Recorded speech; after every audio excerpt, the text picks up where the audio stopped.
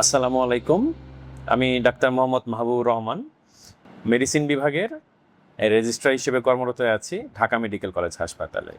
আমি আজকে কথা বলবো বর্তমান সময়ের অন্যতম আলোচিত সংক্রমণ ব্যাধি মিজেলস বা হাম নিয়ে।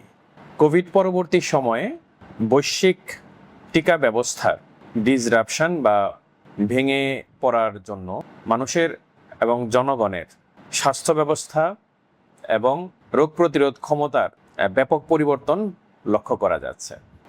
তারই ধারাবাহিকতায় টিকা প্রদানের অপ্রতুলতার কারণে এবং মানুষের অন্যান্য আচরণগত পরিবর্তন এর জন্যে এবছর হামের প্রাদুর্ভাব বেশি হতে পারে বা পরিলক্ষিত হচ্ছে বলে মনে হচ্ছে। বর্তমান প্রেক্ষাপট বিবেচনায় হাম নিয়ে দু একটা কথা না বললেই নয়। আমি যদি ইনফেকশাস ডিজিজ বা সংক্রামক ব্যাধির চ্যাপ্টার বা অধ্যায় থেকে বলতে চাই, হাম হলো একটা আরএনএ ভাইরাস এবং অত্যন্ত কন্টাজিয়াস বা সংক্রমণশীল।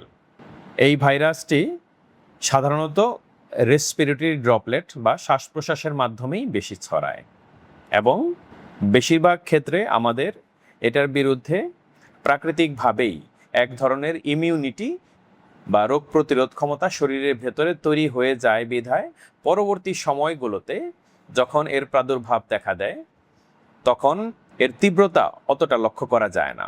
কিন্তু এক্সট্রিমস অফ এইজ, বিশেষ করে যারা শিশু এবং বয়োবৃদ্ধ হবেন এবং যারা রোগ প্রতিরোধ ক্ষমতা কম এবং ইমিউনো কম্প্রোমাইজড যারা আছেন, তাদের এই প্রাদুর্ভাবটা অত্যন্ত জটিলভাবে দেখা দিতে পারে। এই জটিলতা এবং সচেতনতা তৈরির জন্যেই আজকে আমার দু একটা কথা বলা।